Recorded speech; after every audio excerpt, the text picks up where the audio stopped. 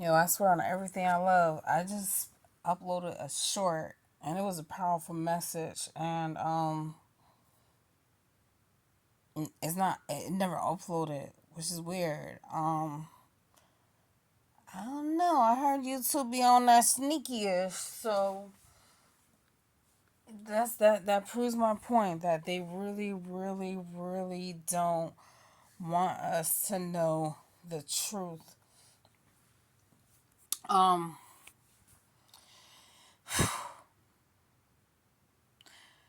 we have to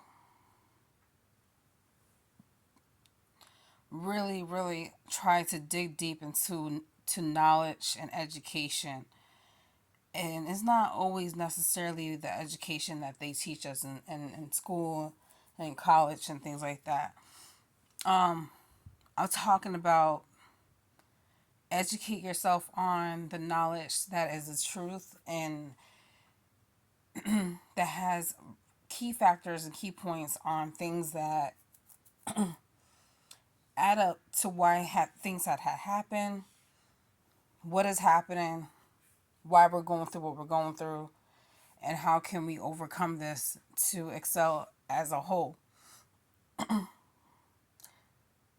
This conversation is targeted towards black people because it's not on no racist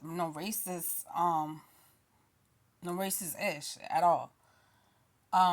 We are the main targets since day one. Day one of when slavery was taken to a whole nother extreme, okay? And what we tend to forget is that slavery just happened way longer than 400 years ago. This been happening since the Egyptian days. A lot of us realize that, and a lot of us don't acknowledge that. So they said, to be honest with you, even if you, I believe even if you like Google it, it says slavery actually happened. If you really do the math, slavery happened around 5,000 years ago, if I'm not mistaken. I know it was a very long time. Yeah, around 5,000 years ago. That's how long it's been. We didn't start we didn't start acknowledging our worth and our power until around less hundred sorry, less hundred less than 200 years ago, when slavery was supposed to end in the mid 1800s. Even though it had ended, it was supposed to end, and a bill has been written by the president, Abraham Lincoln, to free the slaves because we all know why. They needed us to participate in not only the war because of their own kind being unalive, but also to participate into free labor or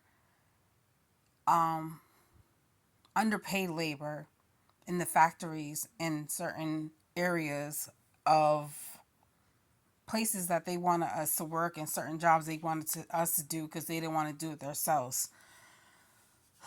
So technically, that's what that's where the terminology. Well, not technically.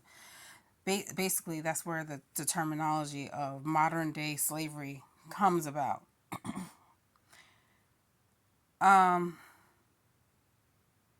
So even around those times when the Jim Crow law came about and segregation came about, there were still people held into captivity because of the fact that there was still a lot of us that still had that fear in us, and we wasn't educated on the level of learning about. Well, it's not like we wanted to, but we had no. We wasn't open to the opportunity to learn. If anyone knows about Black history and slavery, we wasn't allowed to read we wasn't allowed to learn how to read or write for a reason.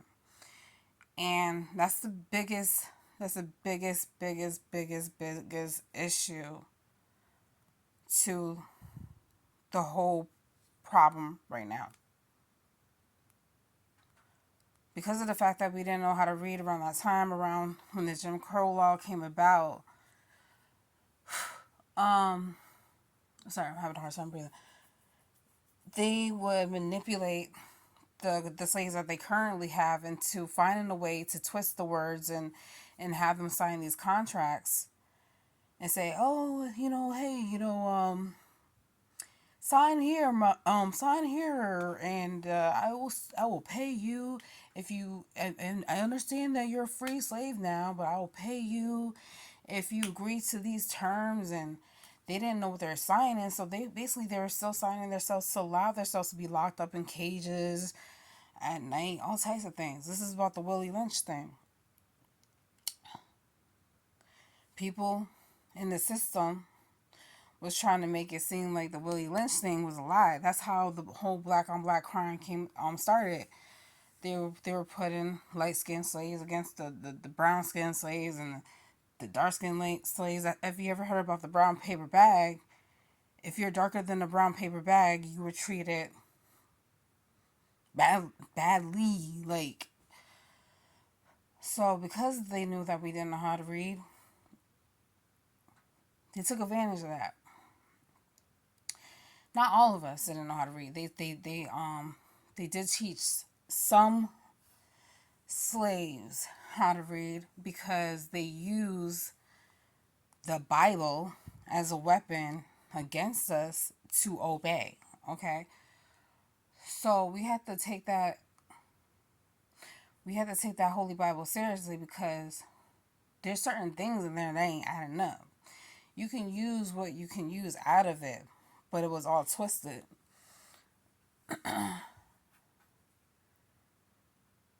So when I say it was all twisted, obey your master, all these other things, it's just like some things weren't adding up. But there's some truth to it too. So the problem is after they created this whole Willie Lynch law, and black on black crimes were happening, and it's excelling at an all-time rate, because we were thinking like, oh, if you're educated and you're talking this proper English, you're taking your blackness away. You think you're better than me. Because you're talking proper. First, I used to get made fun of all the time because of the way I talk. And I'm still trying to learn how to talk. I wouldn't say proper, but I would say more intelligently as I get older, because there's a lot of things a lot of words and a lot of things that I don't know that I'm learning. And I used to read a lot when I was younger, so because my mom always told me, read. If you got a question, you don't know something, look it up in the encyclopedia, look it up in the dictionary type thing. So I'm not only a visual learner, I'm an audio learner, and I'm a hands-on sensory learner. I'm all three. So I feel like a lot of people are. Everything plays a factor. Okay, that's why they say they encourage people to give their baby sensory toys, auto toys, visual toys, things like that. It is never too early to teach your child how to read. You can start teaching your baby how to read when they're in your womb, when they come out the womb.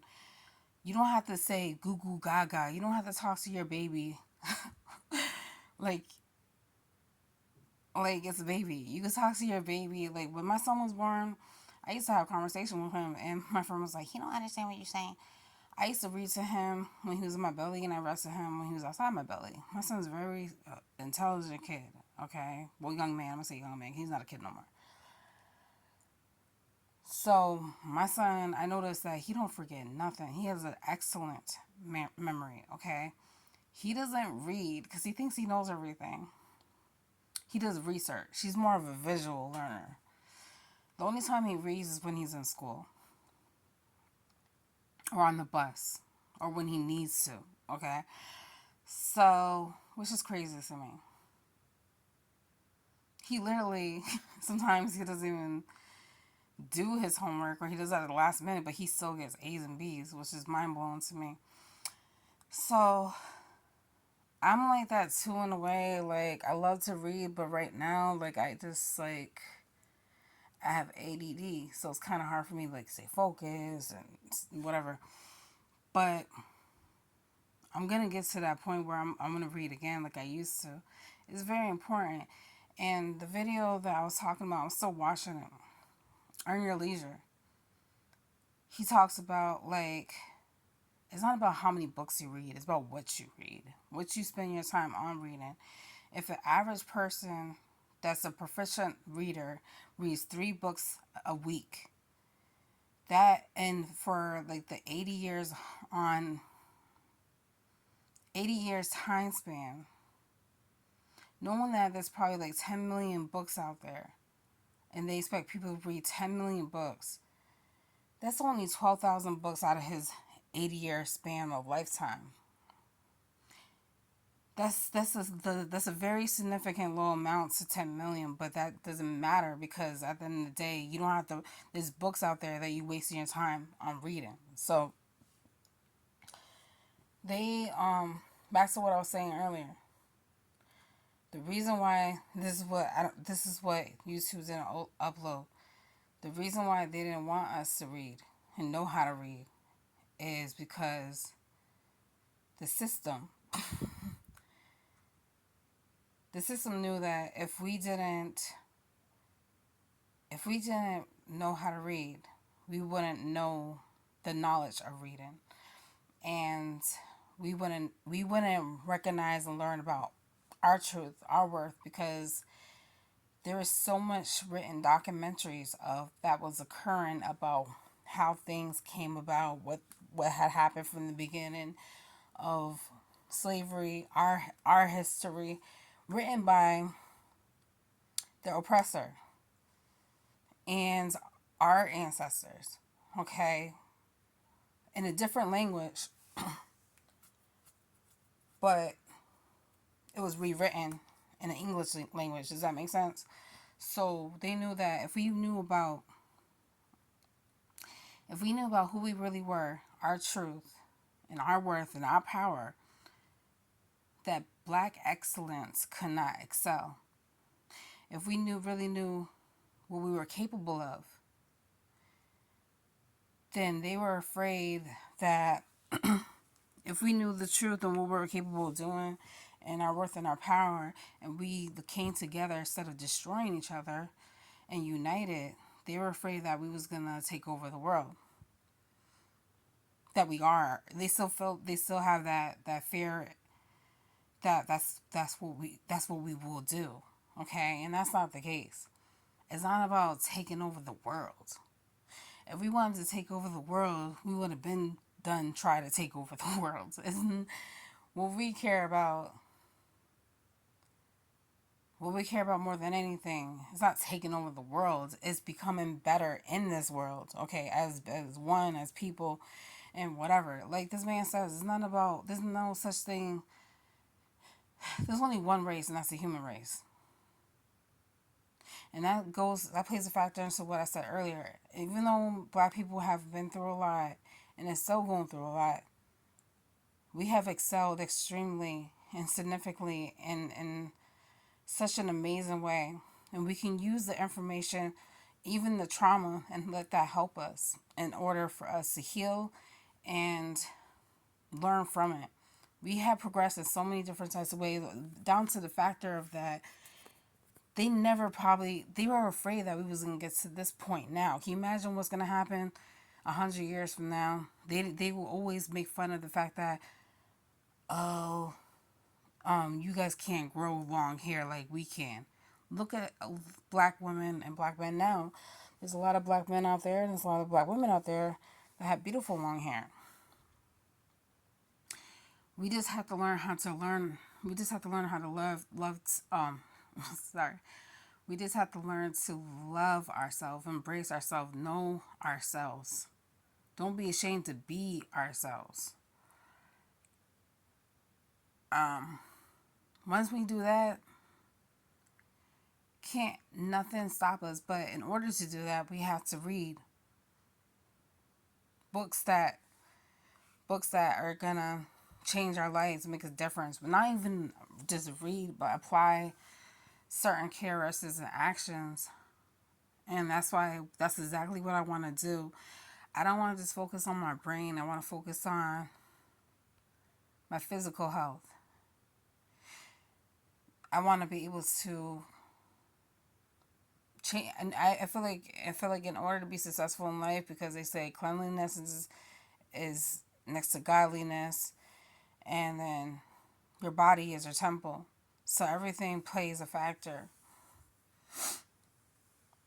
So I might not agree with everything that they're saying in the video, but a lot of it makes sense because I had these questions in my mind. They even talk about like how even though like we lost a lot of our ancestors throughout the years, we have risen more than we have fell. So our ancestors are around us all the time. We don't even realize it. Sometimes that's where the intuition and our instincts come about.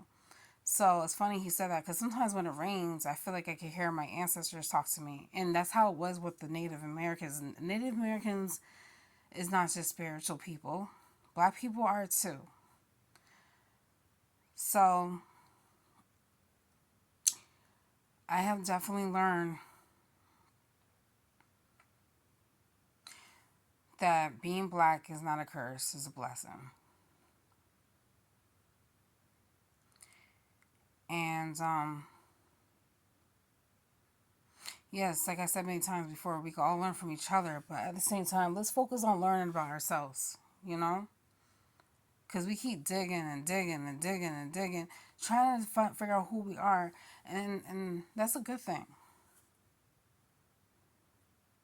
Even if we already know the answer, we just want to make sure it's factual. Excuse me.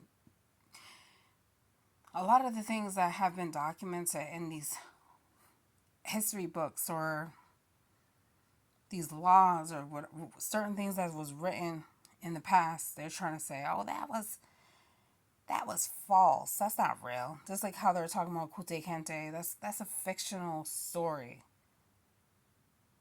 Whether they think Kunte Kente is a real person or not, that's exactly what happened.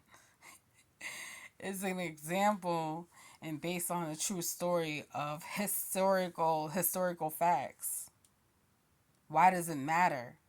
You're trying to strip the truth out of the truth and try to turn it into a lie because you don't want to take accountability of what your ancestors did, your relatives have done. Mind you, the KKK is still existing today. It might not be as active as it was, but they're walking around with their masks off right now and we don't even know it. At the end of the day, this is the reason why they're against us getting reparations. And I'm gonna add a thumbnail of a screenshot of this man bragging about how his ancestors have reaped benefits off of his ancestors' plantation, off the blood, sweat, and tears of my people, building this nation, and he's throwing it in my face, talking about he had his ancestors has left him an inheritance, and he's privileged, and we don't deserve no reparations. This clown said, we don't deserve anything. That his ancestors earned the money and the properties and all these things. The family, this Black family that just got their property back after fighting for their land, they took, I think they took something back from them. They took money or something. I can't remember what they did. Even though they got their land back, they took something from them too. After that, after they done gave them their land back,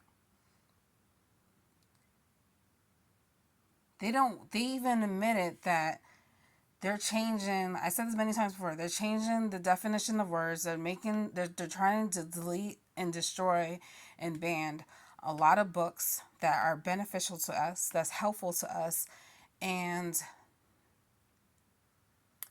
they're trying to destroy and ban a lot of books that have been written throughout the years and centuries.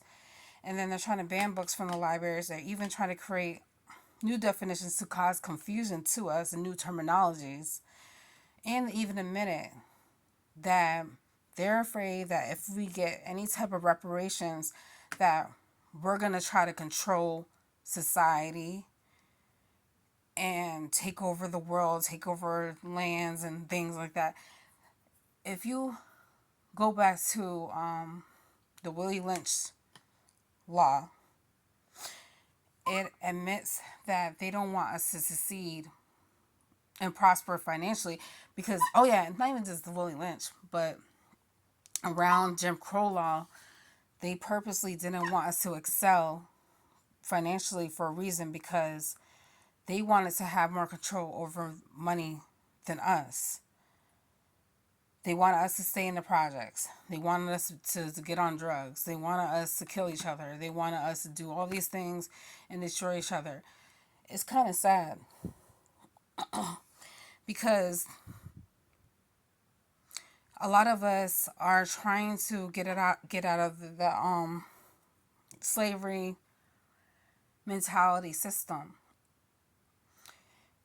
in modern day slavery. They even have admitted that professors till this day are purposely failing black students, even if they are knowledgeable, because they don't want them to excel. It doesn't matter how smart you are. It doesn't matter how good your attendance is. If you're not on point and you're not being cautious and aware, if they're not taking the time to break it down to you and explain to you why they failed you, that just goes to show right there that they're targeting you. So what I have decided to do is educate myself before I go back to college. So I'm going to read up and do what I need to do to educate myself. So if the teacher says, oh, that's not right, that's wrong, I'm like, are you sure about that? I remember when I was in elementary school, my teacher said, stop saying ain't. It's not in the dictionary. I was like, are you sure about that? I went home. I looked up the word in the Webster dictionary and I said, let me see if the word ain't in the dictionary. Comes to show it was. So she said it again.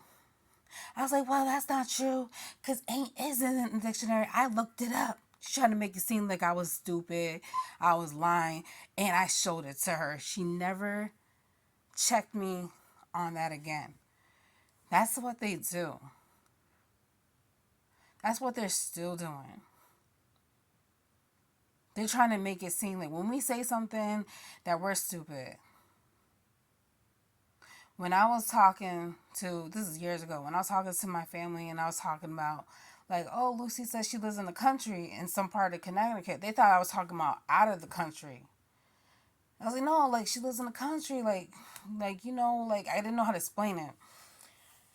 Because you know how they have the countryside, you know, stuff like that. That's what I was trying to say. There's a countryside, and I'm learning that there's two different meanings to a word sometimes.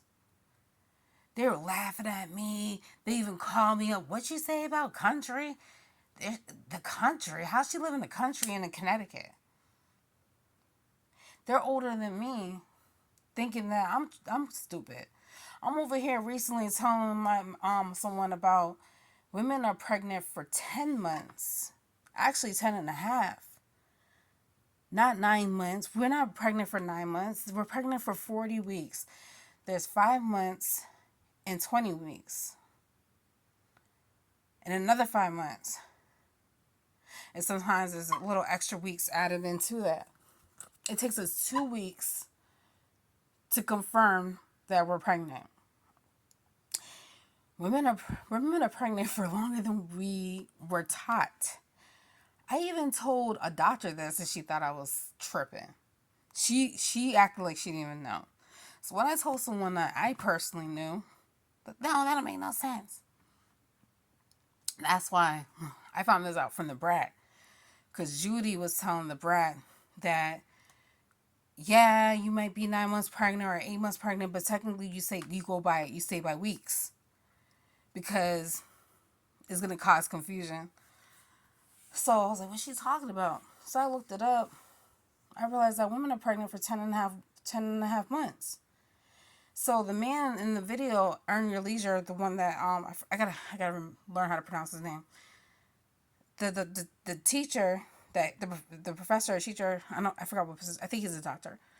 The man that he's interviewing in the video, he even says it. Women are pregnant for 10 months. Okay, and he breaks it down. So for him to even know that, and we don't even know that, and then when I'm telling someone that about that, no, that's not true. They're looking at me like I'm stupid, and I didn't know how else to explain to this person. And she's a woman, but that's the whole point, is that it's good to really do your research and read and learn, even if you know the truth and you know the answers to things. Sometimes and you try to put it on to someone else, a lot of times they don't even care to listen or care to learn. So I'm learning, like, I don't have to spread the truth to everyone. Like, it's up to you if you want to listen or not. Just listening alone to other people talk about their experience or things that they have learned is powerful alone as it is. But to have a deep intellectual conversation is also powerful. Everything plays a key factor in all our senses. So I have noticed, like, when I would talk about something or I would do something, like, for example, like, I remember, like, 2012. No, not 2012. Yeah, I think it was like 2011. I bought this neon blue wig. This is before, like, it became like a trend. Even though, like, Little Kim did it, I think Nicki Minaj did it around that time. No one was actually bold enough to go out in public and do that around that time. So I did that. I looked good with it too. So people thought I was crazy for wearing a bright neon blue wig and laughed at me and everything like that. Oh, so now all of a sudden that women are doing it and it's becoming a trend, it's okay. They have to see celebrities do it before they do it. And they have to see people accept it and love it in order for them to do it. That's how much people become followers. There's nothing wrong with leading a follow, but I didn't recognize I was really a trendsetter. Just like with me wearing wigs alone, people, black women in the black community will laugh at me for that. Ew, I'd rather do a sewing. You wearing wigs? Wigs are disgusting. Wigs are dusty. Da da da da. I didn't really know much about lace wigs. I didn't really know how to apply the wigs and things like that, but I made sure it looked decent. And now those females that made fun of me for wearing a wig, what they doing now? They wearing wigs after it became a trend. It has to become a trend for them to wake up. I wore, when I was in Virginia, 2018, I was wearing masks outside and inside, like, buildings, because I noticed there was a lot of people getting sick. This is right before COVID. And I was trying to prevent myself from getting sick, and I was trying to prevent myself from smelling cigarette smoke. They even had masks in the hospital, but no one wore it, you know? So even the doctors in the hospital will ask me, why you got that mask on? You don't need that. You don't need that. Da, da. And I told them why. They said, oh, that don't work. Okay. I still did it. They kept saying the same. It don't work. It don't work. You look silly. After that, I had a vision that the air got polluted.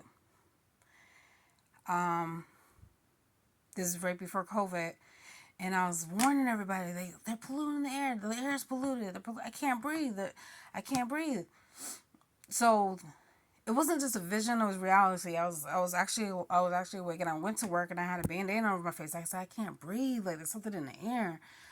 And I actually seen like a helicopter in the sky, and around where I was living, in one of my hometowns that I used to live in. And I seen something come out of that helicopter. Nobody else was paying attention. Right after that, everyone thought it was crazy. Right after that, that's when COVID came about. If you pay attention, around that time frame, 3 years prior when COVID came about, the air was polluting in China because of the factories and all that other stuff. They were wearing masks. No one understood why. No one really asked questions. No one paid attention to it until it came to the U.S. That's not their fault. That's the U.S. fault.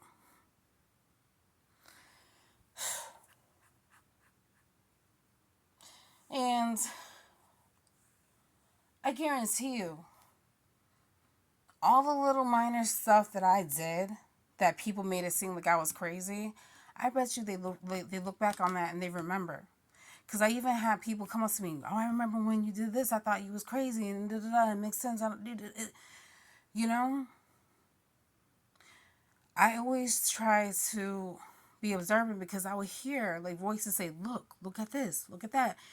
I remember when I said to someone, I said, you know what I noticed? And she's like, what? I said, they say a lot of profanity in these songs on the radio. And we might not think of it as a major thing, but kids are listening to this. Even though it's edited, they were using like more outlandish things that back then that we thought was okay. And kids are listening to this and they think it's normal. They're singing these songs on the radio and they don't even know what they're saying.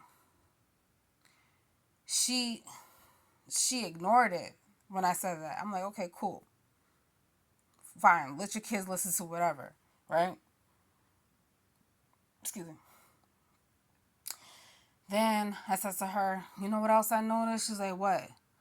I said, everyone walking around with headphones in their ears, but they're not really paying attention to what's really going around them. So one time, I was wearing headphones, and something, like, I can't explain it. It was like a weird situation. I was wearing headphones, and my headphones kept breaking. Randomly, like, just kept breaking.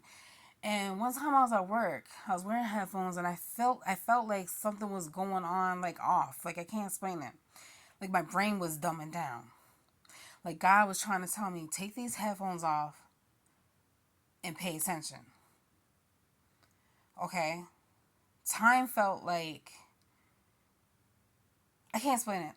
When I was working, time felt like it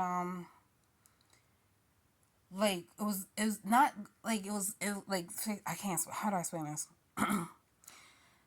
Time felt like it was okay, how do I explain this? What's that saying? Back to the Future. It's like Back to the Future. What do they call that? Time. Hold on, I'm trying to think right now. Time traveling. Okay, time felt like, for example, even though things were going regular, time was moving, right? For some reason, something felt off. Like we went back in time, and we didn't even know it. And then we went forward, and then we went back into current time. Like time went by so fast to fix something that had to be fixed in the past. And then I don't know, it was like some type of corruption thing that was going on with the universe. And I don't think it had nothing to do with God doing that. I felt like it was something with the enemy doing that. And I remember when I would hear something like, take off, this is when the instincts of your ancestors talking, take off your headphones and pay attention. So when I was at work, we always had to work fast. And God said, you can control time, and I'm going to show you how. But the thing is, with God, He knows that we can be powerful. He knows that we have power. But sometimes He will only let us use it every so often. He doesn't want us to use our power all the time because He doesn't want us to take advantage of not only ourselves but others, and He don't want people to take advantage of us if we know our power.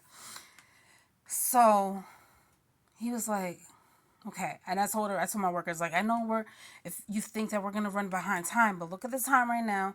And I was like, listen, we're going to go at a certain pace, but we're going to steady our pace. And they're like, what?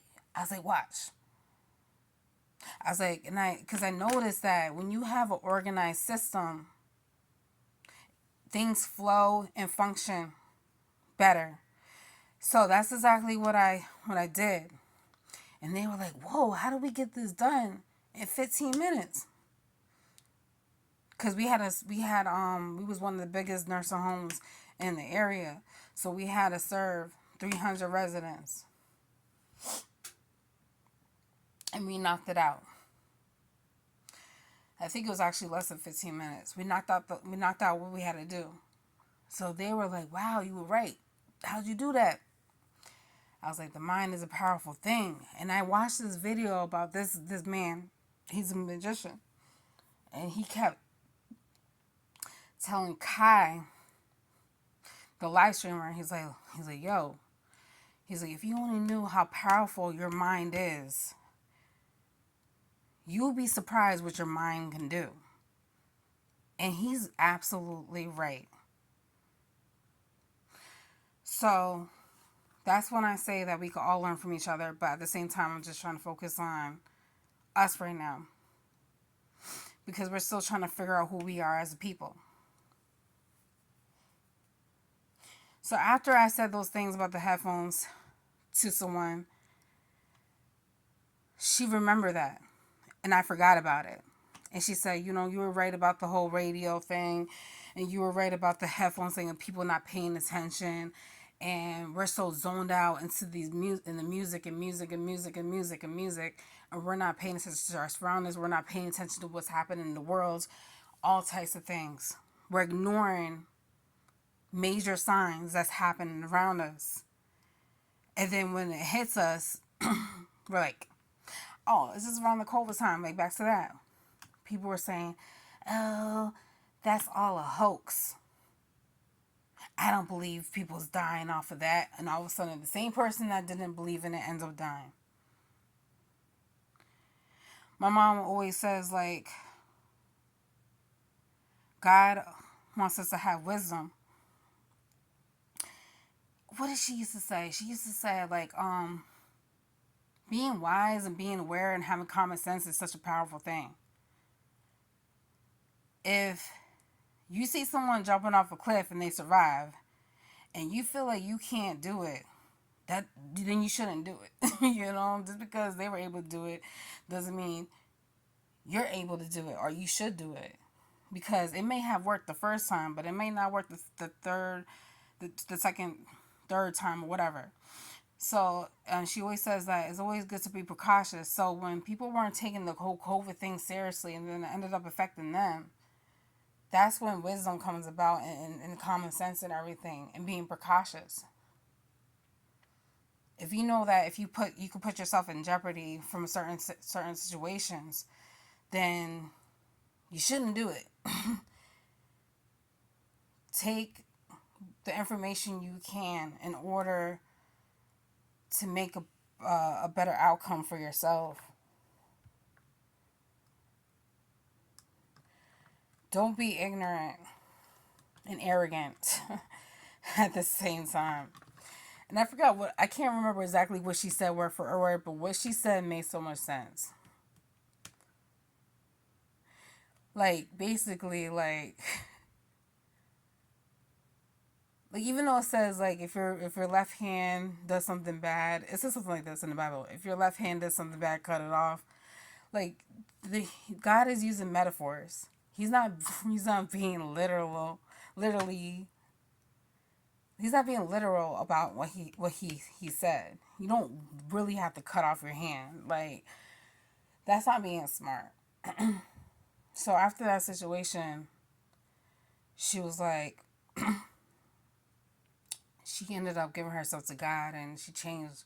So her kids don't listen to the radio. They listen to either Christian rap or gospel. So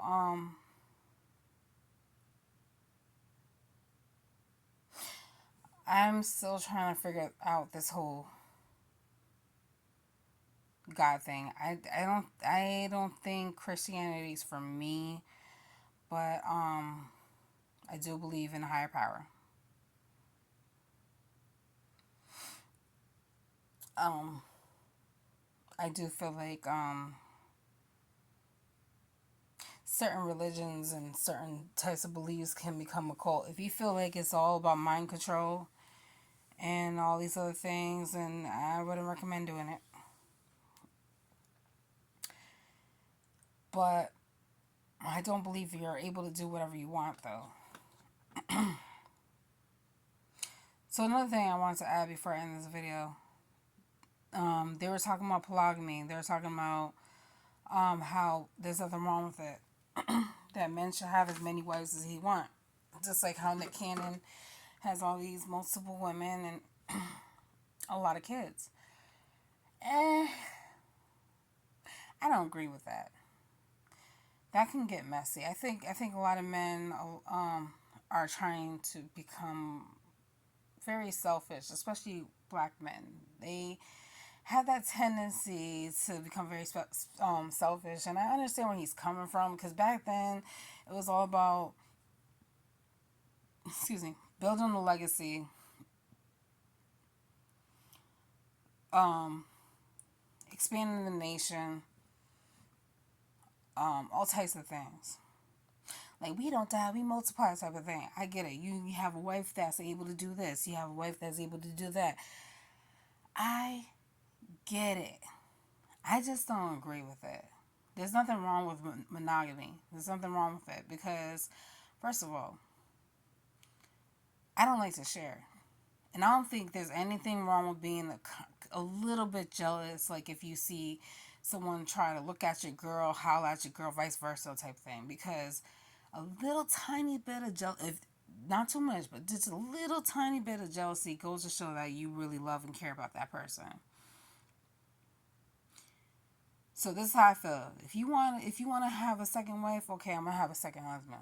It's gonna be equal. It's gonna go 50-50. And if you want to be selfish and have an extra thing on the side in the household, I'm gonna have an extra thing on the side on the side in the household. That's how it's gonna go. It's probably the only way I'll agree with it. Then he made a really good point. He said he has this program that where he educates young men on, are you a male or are you a man? So he says that we have to like acknowledge the fact that the reason why they didn't want black men to be father figures to their children during slavery times and times after that, and they took black fathers out of the homes or destroyed black fathers because they knew how powerful a black man can be to educate and prepare their children. That made a lot of sense. Because he said if the man was to be a positive male role model and a male father figure to their children, that their wives that were slaves would respect and love their husband more than the master. It's not that she loved the master, it's just that she will fear the master. And then then their children will become more powerful and how to defeat the master, and that's what they didn't want. I was like, dang, that's deep. So he said, even though that was happening, and he knew that his wife was being violated by the master, and or he had a witness there, or whatever the case may be, she will fall into her husband's hands, and he wouldn't judge her, he wouldn't let her fall, he wouldn't look at her different because he understood it wasn't intentional what she did. It wasn't her fault what had happened. So he said that's like the black excellence of black love. So it's not just women. It's not just women going through trauma and damage. Black men did too. And I said, whoa, he makes a valid point. So he said we can't succeed as black people in the nation if we continue to have this normality of deadbeat dads and deadbeat mothers. We have to definitely break these generational curses, and we have, and the only way to do that is apply action.